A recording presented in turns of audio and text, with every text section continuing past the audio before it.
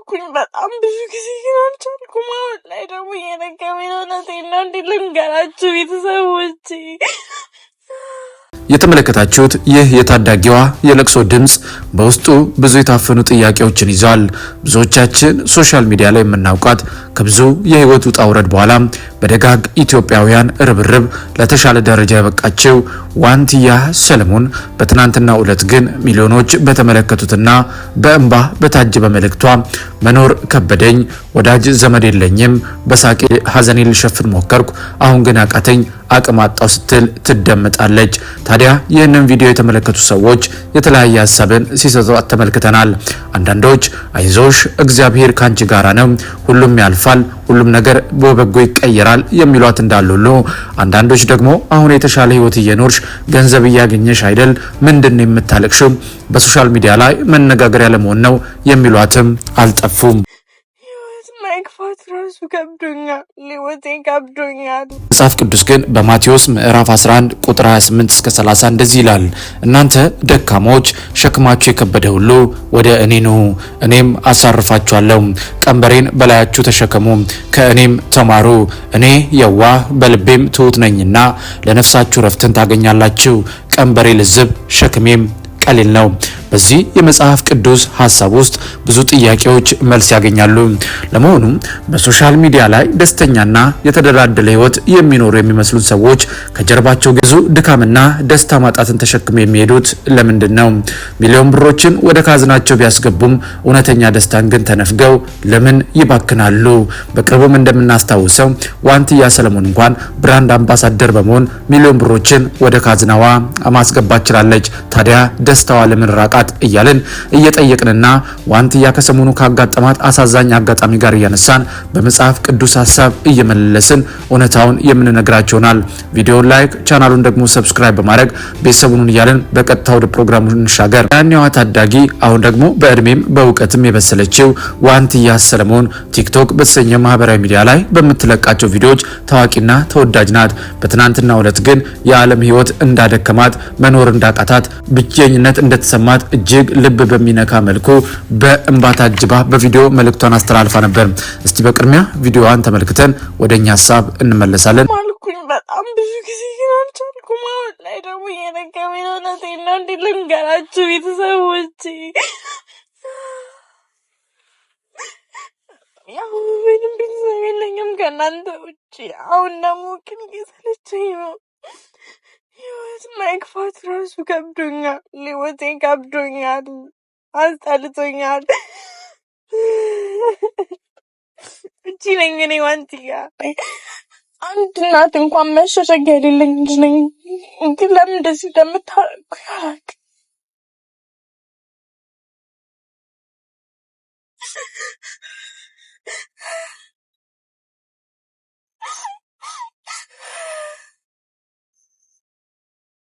እኔ እንደዚህ መጥቼ አላውቅም። ግን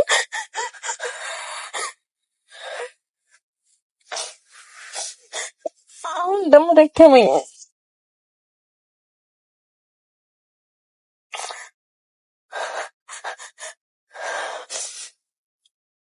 ለሰው ደስታን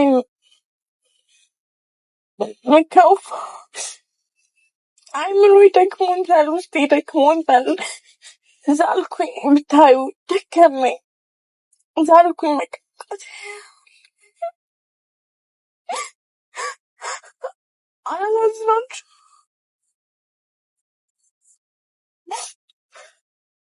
አውቃለሁ እንደዚህ ማለት የለብኝም ሊሆን ይችላል። አንዳንዴ እኮ ይደክማል እኮ። እንግዲህ ውድ የይሁ ሚዲያ ቤተሰቦች በቪዲዮ ላይ እንደተመለከታችሁት ነው ይህቺ ታዳጊ የዓለም ህይወት አድክሞኛል፣ አእምሮዬ ዝሏል፣ የምጠጋበት ወዳጅ እንኳን ይሄ ነው አለኝ የምለው ቤተሰብ እንኳን የለኝም እያለች በእንባ ታጅባ ስትናገር ተመልክተናል።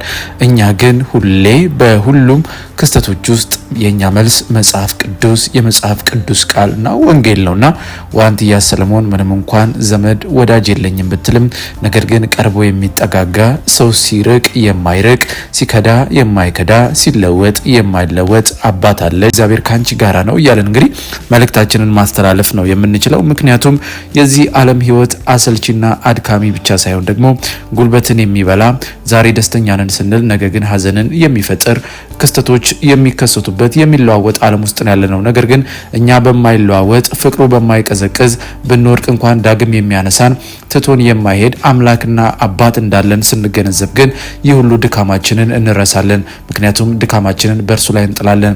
በጸሎታችን መልስን እናገኛለን። ተመስገን ማርቆስ ሲል ዘምሯል። በጨነቀኝ ጊዜ ጸሎቴ በእንባ ስነግርህ ጭንቀቴን ለካስ ሰምተኛል ተመስገን ነዶ አስታቀፍከኝ ያማረውን። እንግዲህ በጸሎታችን እንደዚህ ነው እያለን የተጨነቅነውን ያዘንበትን ሁኔታ ለአምላካችን እንነግራለን። እሱም ደግሞ ይመልስልናል። ነገሮች ሁሉ ለበጎ ይሆናሉ። ነገር ግን በዚህ ውስጥ ግን ማወቅ የሚኖርብን አንድ ነገር አለ። እርሱም ደግሞ ኢየሱስ ክርስቶስ ይባላል። ኢየሱስ ክርስቶስን ማወቅ በሱ አዳኝነት ማመን የግድ ይላል። ያኔ ሁሉም ነገር መልስን ያገኛል። ዋንትያ ሰለሞንም ከዚህ ነገር ብዙ ምላሾችን ታገኛለሽ ብዬ አስባለሁ። መጽሐፍ ቅዱስም ኢየሱስ ክርስቶስ በመጽሐፍ ቅዱስ ውስጥ የሰላምና የእረፍት ምንጭ ሆኖ ቀርቧል። በማቴዎስ ወንጌል ምዕራፍ 11 ቁጥር 28 ላይ እናንተ ደካሞች ሸክማችሁ የከበደ ሁሉ ወደ እኔ ኑ እኔም አሳርፋችኋለሁ የሚል ቃል ተጽፏል። የጥቅስ ኢየሱስ ለደከሙና በችግር ለተሸከሙ ሰዎች እፎይታን እንደሚሰጥ በግልጽ የተናገረበት የህይወት ቃል ነው። እንደዚሁም ደግሞ በዮሐንስ ወንጌል ምዕራፍ 14 ቁጥር 27 ላይም ሰላምን እተውላችኋለሁ ሰላሜን እሰጣችኋለሁ እኔ የምሰጣችሁ ዓለም እንደሚሰጥ አይደለም ልባችሁ አይታወክ አይፍራ ብሎናል። ይህ ሰላም በውስጣዊ መረጋጋትና በእግዚአብሔር ላይ ባለን እምነት ላይ የተመሰረተ ነው። በተጨማሪም ሐዋርያው ጳውሎስ በፊልጵስዩስ ሰዎች መልእክት ምዕራፍ 4 ቁጥር 6-7 ላይ በጸሎትና በምልጃ የሚያስጨንቀንን ሁሉ በእግዚአብሔር ፊት እንድናቀርብ ይመክራል። ይህን ስናደርግ የእግዚአብሔር ሰላም ልባችንን በክርስቶስ ኢየሱስ እንደሚጠብቀው ይናገራል። ስለዚህ በክርስትና እምነት መሰረት ኢየሱስ ለተቸገሩ ለተጨነቁና እውነተኛ ሰላም ለሚፈልጉ ሰዎች የእረፍትና የሰላም ምንጭ እንደሆነ ይታመናል። በዚህም መልእክታችን ለዋንትያ ሰለሞን ልንነግራት የምንችለው እውነት ይሄ ነው። እንደ ዓለማዊ እንዳሉ ሰዎች አይዞሽ በርቺ ብቻ ልንላት አይደለም የመጣ ነው። ነገር ግን ልንል የምንችለው የሰላም የእረፍት ምክንያት ኢየሱስ ክርስቶስ ነው። ወደ እርሱ ተጠጊ፣ ሐሳብሽን ጭንቀትሽን ለእሱ አካፊ፣ ያኔ መልስን ታገኛለሽ የሚል መልእክት ማስተላለፍ እንፈልጋለን። ውድ የሚዲያ ቤተሰቦች በዛሬ ፕሮግራማችን ዋንትያ ሰለሞን አጋጣሚን ካለችው ክስተትና በእንባ ታጅባ ደክሞኛል ባለችው መልእክቷ ብዙዎች ሲቀባበሉ ስለነበረ ያንን መሰረት በማድረግ ደግሞ የእርሷ በእንደዚህ አይነት ጭንቀት ሀዘን ውስጥ ማለፏ የብዙዎችም የህይወት አንድ አካል ነው ብለን ስላሰብን በዚህም ደግሞ መጽሐፍ ቅዱስ ምን ይላል የሚለውንም ሀሳብ ጨምረን ለእናንተ አቀረብን። በፕሮግራማችን ላይ ያላችሁን ማንኛውንም ሀሳብና አስተያየት ልሰጡን ትችላላችሁ። እኛም ደግሞ እናንተ ብትሰሟቸው ብታውቋቸው ያልናቸውን መንፈሳዊ መረጃዎች በአዲስ አቀራረብና ይዘት ወደ እናንተ ማቅረባችንን እንቀጥላለን። የምንለቃቸውን ቪዲዮዎች ላይክ እና ሼር፣ ቻናሉን ደግሞ ሰብስክራይብ እያደረጋችሁ ቤተሰብ እንድትሆኑ እየጠየቅን በእርግጥ በምንሰጣችሁ መረጃዎች አምናችሁና ፈቅዳችሁ ቪዲዮዎቻችንን ላይክ ቻናሉን ደግሞ ሰብስክራይብ በማድረግ ከ34000 በላይ ሰብስክራይበርስ እንድንደርስ ላገዛችሁን ምስጋናችን ላቅ ያለ ነው። በሚቀጥለው ብትሰሟቸው ብታውቋቸው ባልናቸው መረጃዎች እስከምንገናኝ በዚሁ ተሰናበትን። የጌታ ሰላምና ፍቅር ከሁላችሁ ጋር ይሁን።